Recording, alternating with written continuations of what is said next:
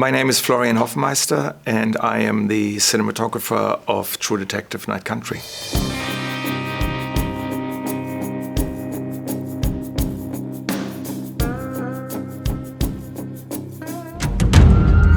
I'm working on this new case.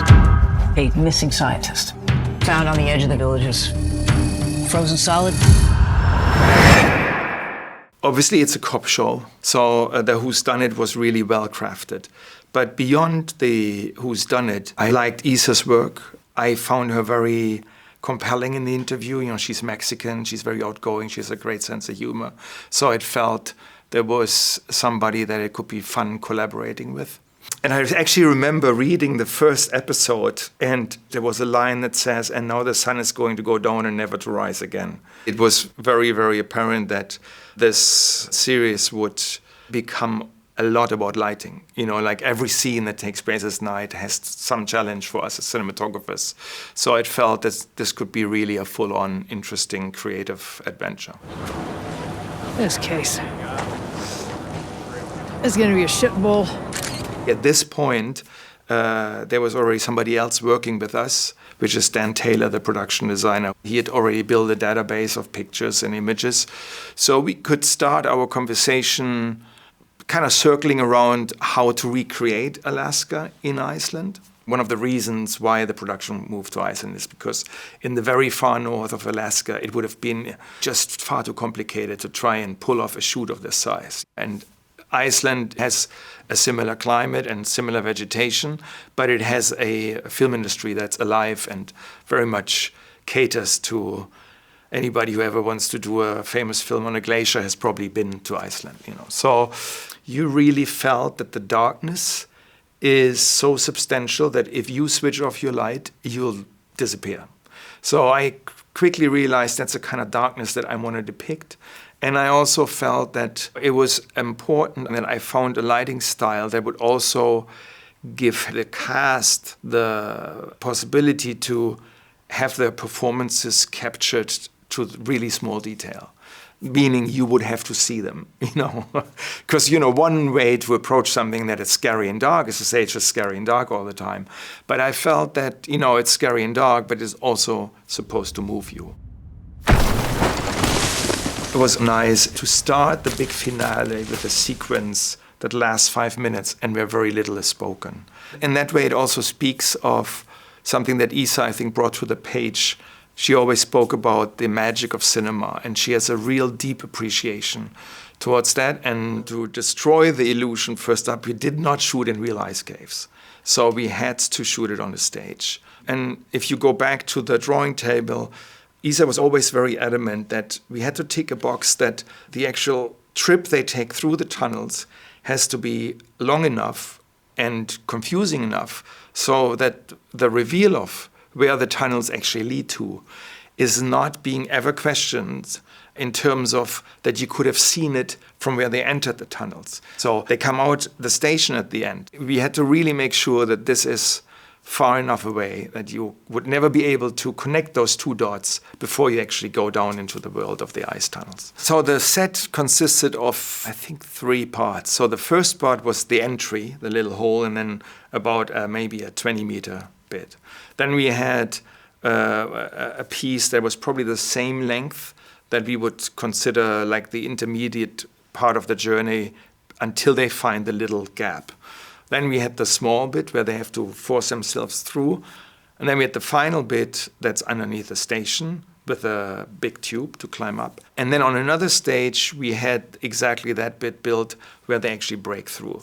And that was a 2-story set that had a trap built into it that could be released, and where the stunt team then also shot falling people, you know, and we shot with the actors the bit before and the landing after. Just don't do anything. The second, and there was more technical challenges, we have to make sure that the authenticity is never questioned either. So you could say, well, you know, there should be a glow. Well, but it's night and they're under the surface. So what should glow? You know, there should be no light. Well, if you then send somebody in there only with a flashlight, I mean, that could be, a legitimate way of approaching it from a standpoint of cinematography and visual storytelling. But then you would completely lose the sense of scale, which really caters to the feeling of them getting lost. So we had to come up with a lighting scheme that would allow the audience to get a sense of the scale whilst maintaining the illusion that it's completely dark. And the rest then was their headlights, as well as their flashlights. I would personally always adjust the headlight because the headlights were fascinating. If they were at a wrong angle, they would completely flare the lens, so you wouldn't be able to see them at all. And if they were at the perfect position, you would just about see their faces. And then, Jodie and Kaylee are tremendously collaborative actors, so they would ask, where do I need to shine the light, so that we could work with the backbounds to further illuminate their faces. You feel it too, don't you? It's slippery. Careful. The other thing that was a challenge was how to move the camera in there. We were very adamant that we didn't want to use handheld because it would feel like another person being present.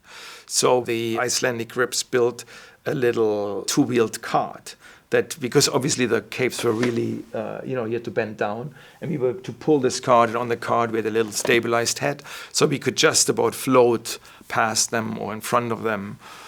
Then there were a couple of sections where you could actually take the walls out, so we could have up and passes. It was a really versatile set. Then there's this bit where she actually realizes there's a secret entrance, like this really small crevasse where they kind of force themselves through like cave divers. And that was really as narrow, and we could just about get the camera in there. I'm really, really happy with the sequence, because especially this feeling of a maze really works, and you have no idea where they're going to. And then also the sudden reveal of Clark really comes as a surprise. Trapped.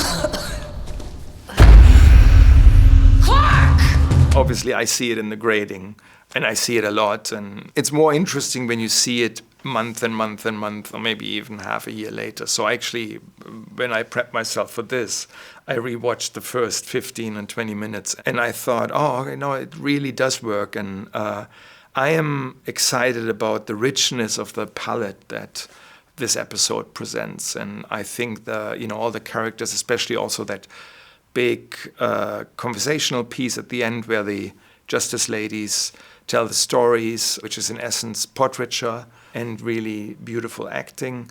I think this episode really strikes a balance between really moving performances. If you think of Jodie Foster's piece in the middle of it where she just barely survives, and then earlier has this rant at Navarro for, talking about her lost son, and then these ladies at the very end, and then it had real action sequences. So I think it is a very rich viewing experience, and I think everybody's very happy with it.